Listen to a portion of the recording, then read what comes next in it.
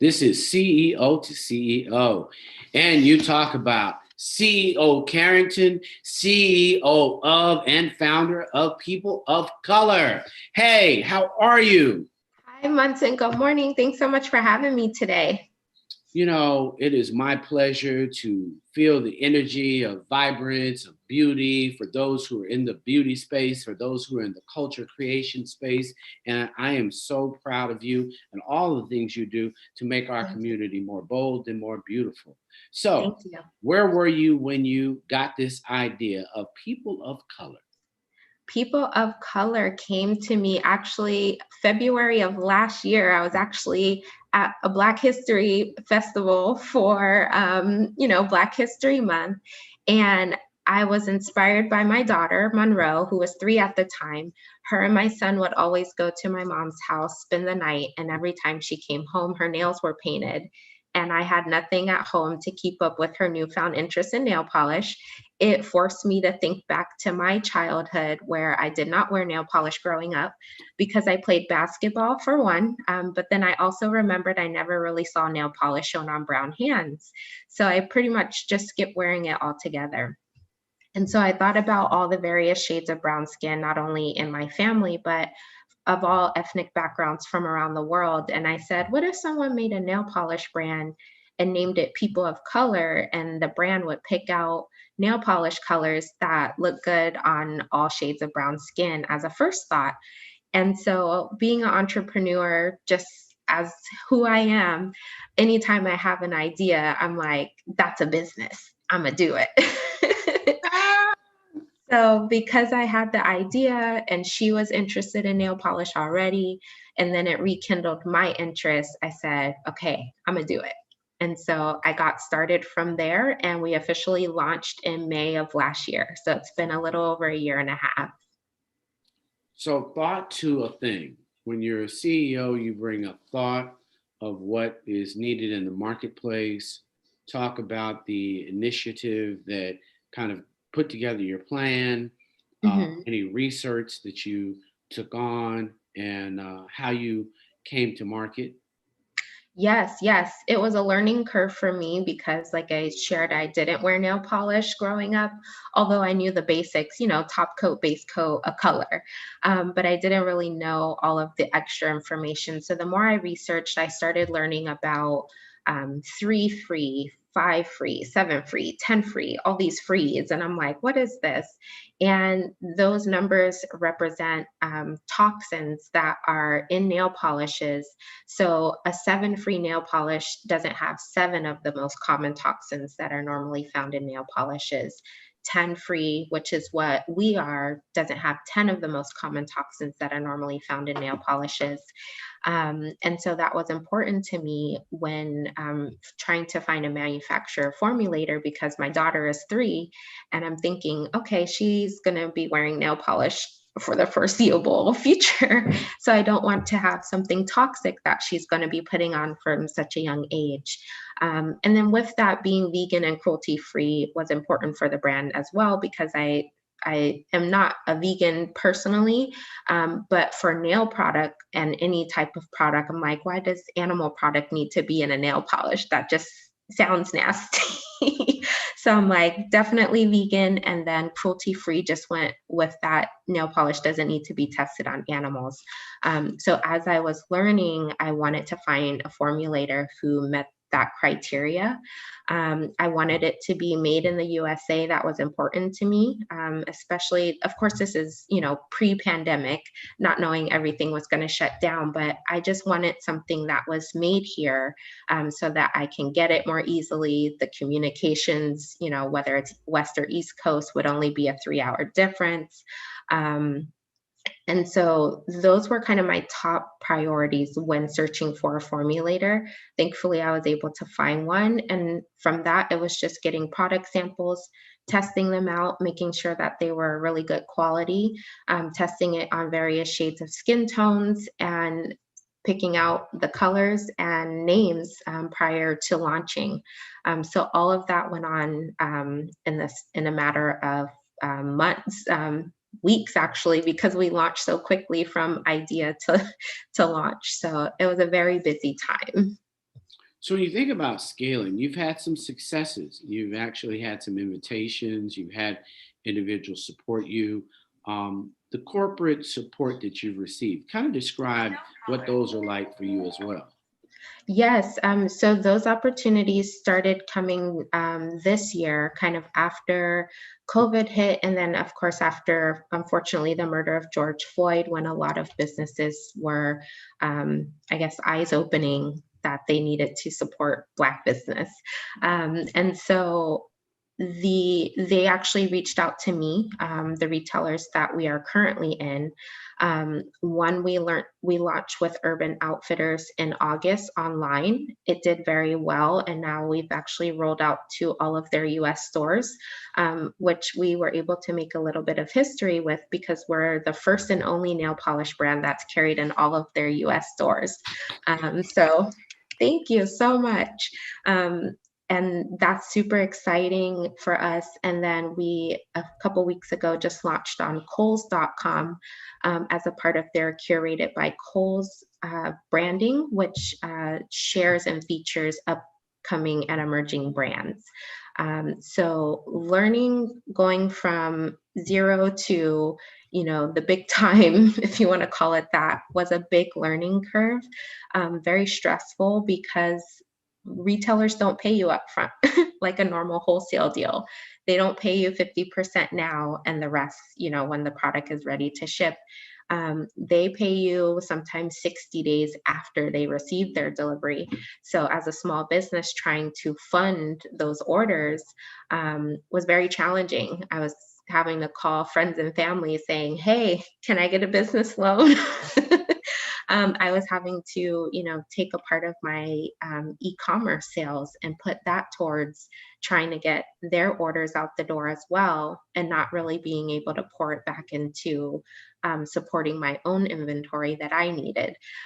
So a lot of times businesses are like, yes, I want to get into retail, but they don't realize how much goes on behind the scenes and how expensive it can actually be.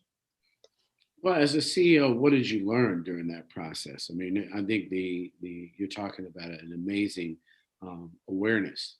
So Mhm. now we're talking cash flow.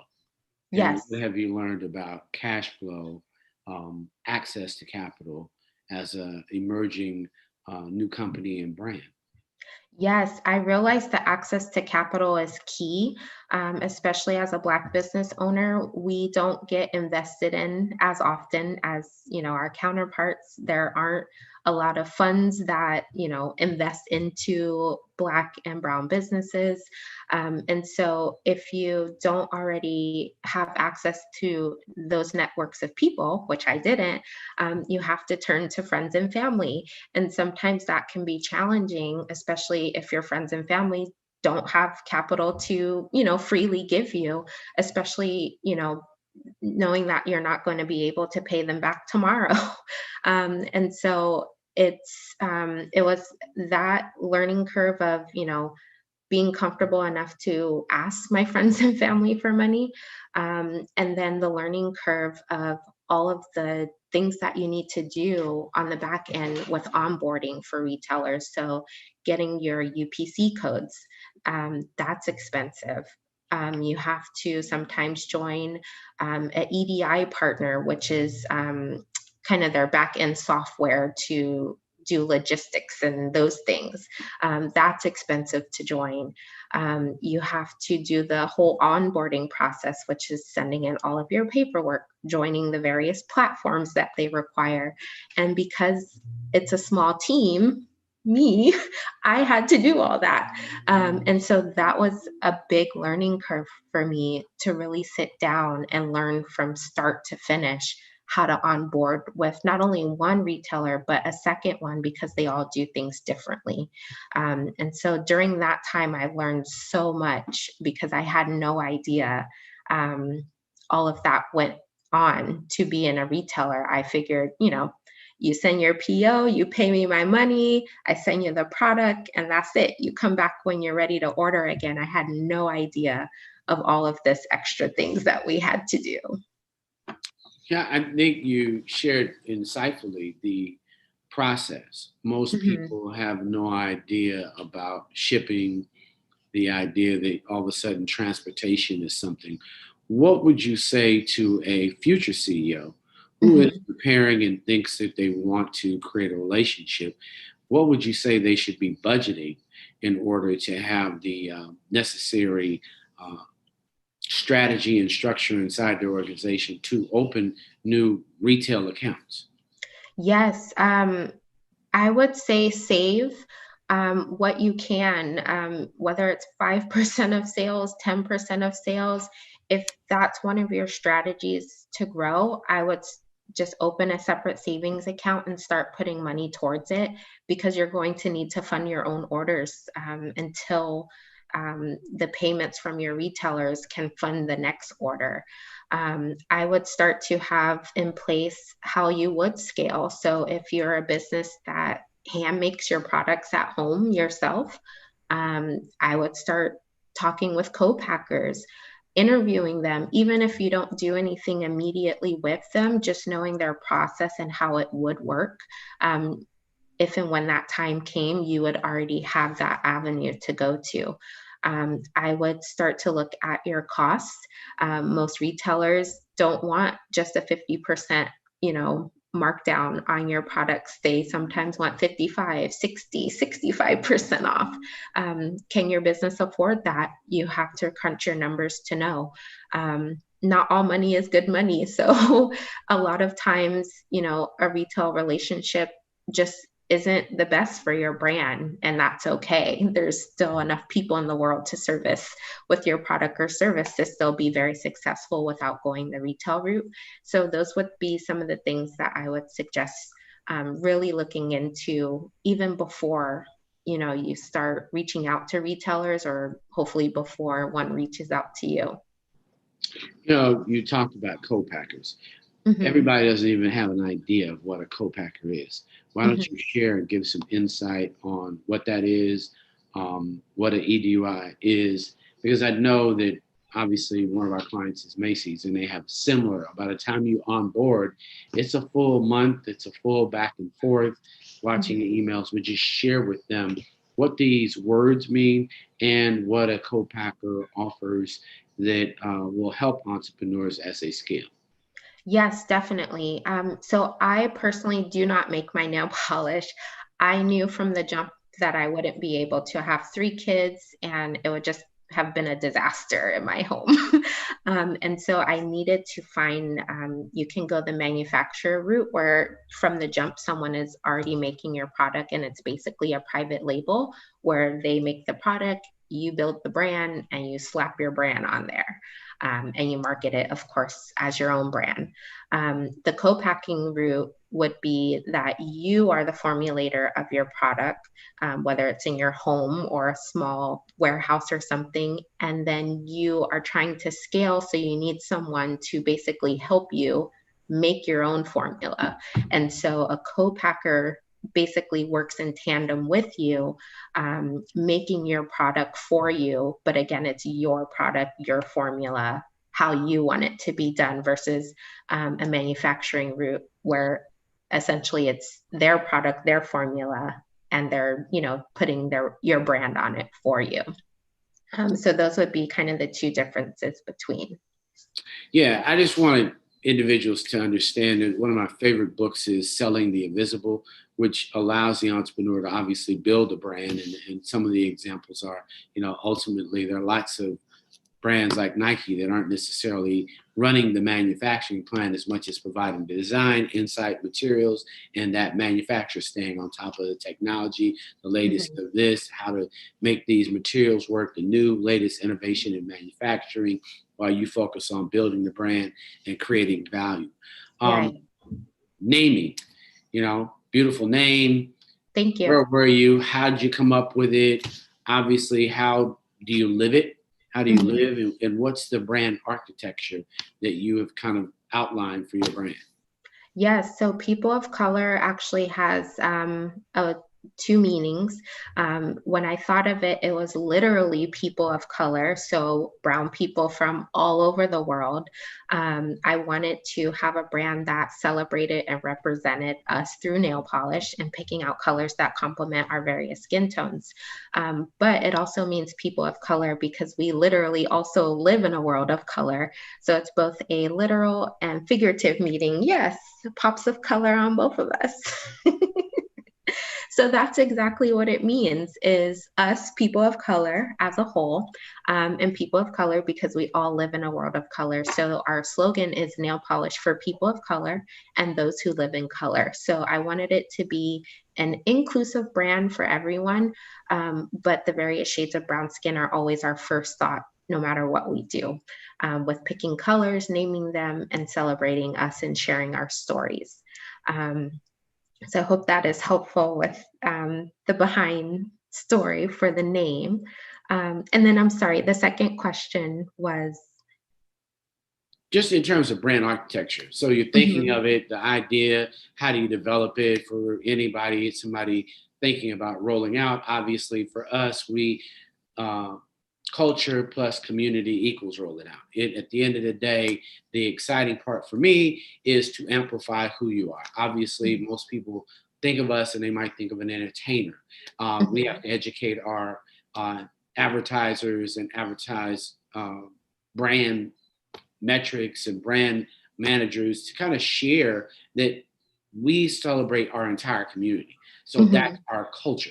We have a Right. culture where we recognize the greatness, and we're not going to wait for them to be the biggest. We're going to recognize them as they are in their maturation. So at the Yes. same time, we're not going to age people out in our community because we don't age people out of our homes. So if Mhm, your uncle is obviously going to be older than your baby, mhm. obviously when you think about that and Jade is there, she's going to see and get culture from each of those generations. She's going to have memories from each of those generations, and that's to us culture. So Right. for me, I'm excited about the fact that here's a young vibrant sister who has started both a family, which is important to rolling out, and a business, which is important to rolling out, and then share the CEO vision that you can have it all and that we should have it all. Yes, yes, I agree.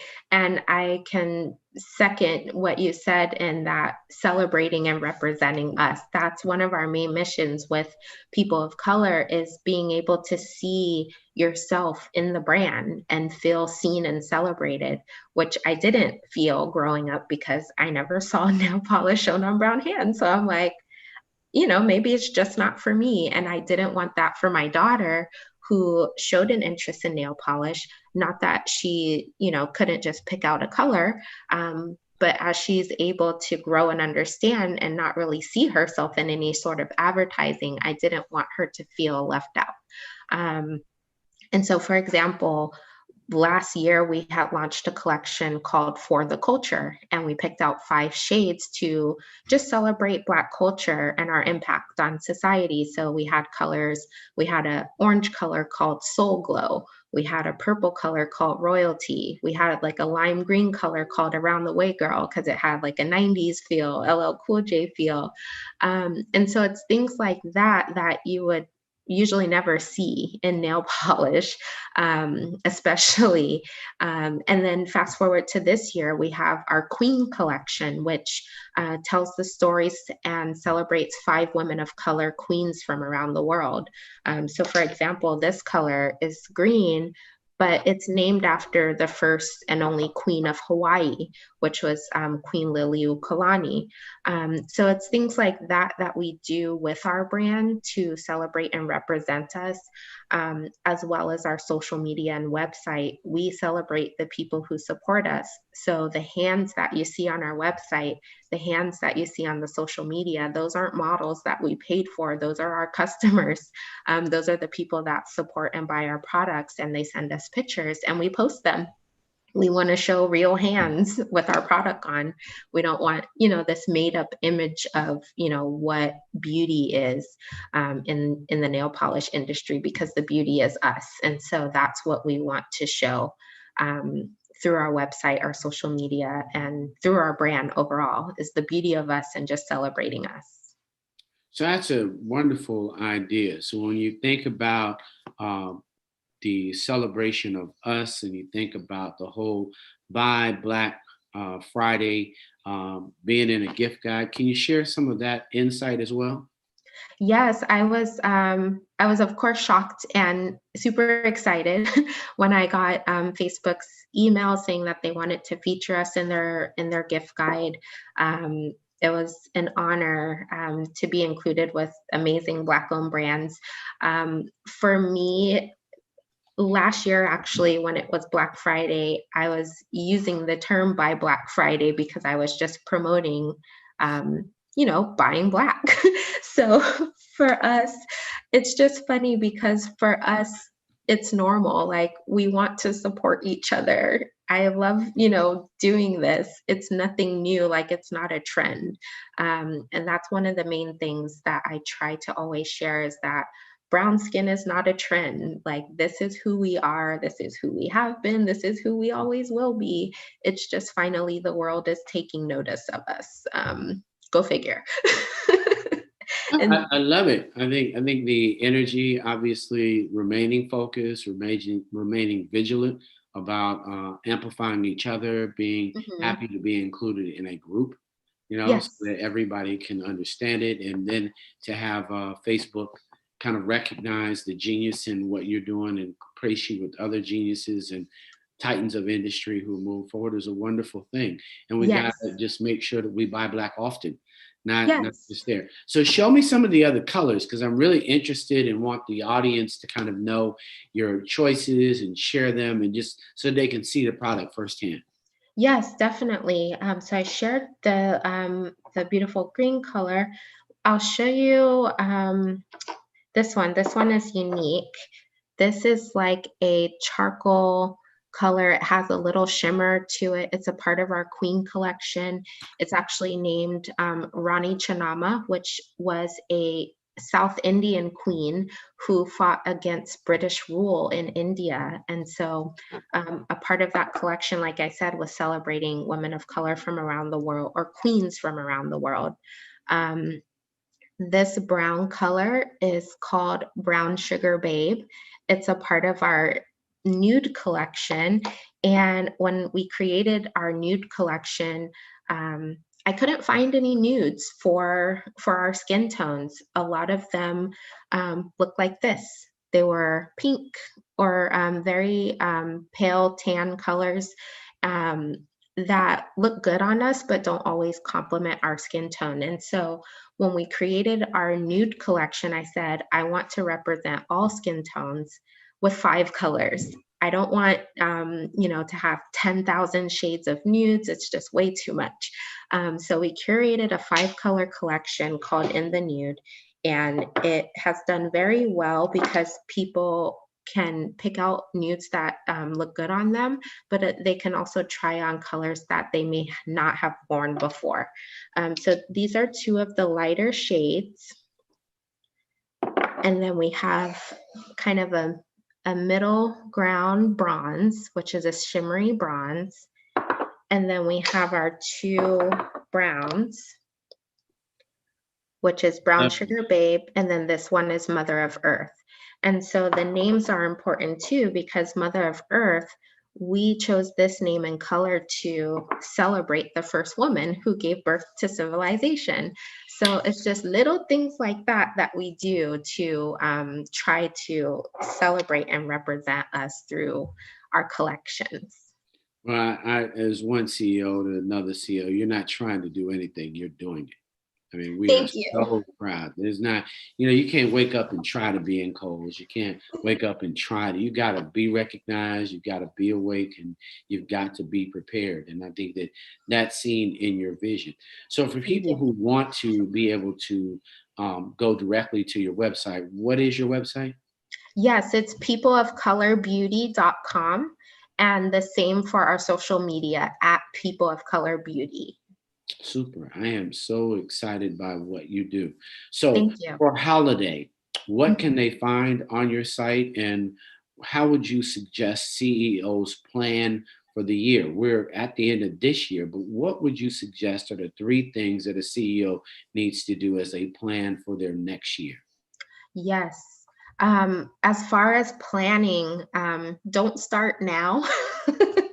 Because like you said, months in the year is pretty much already over.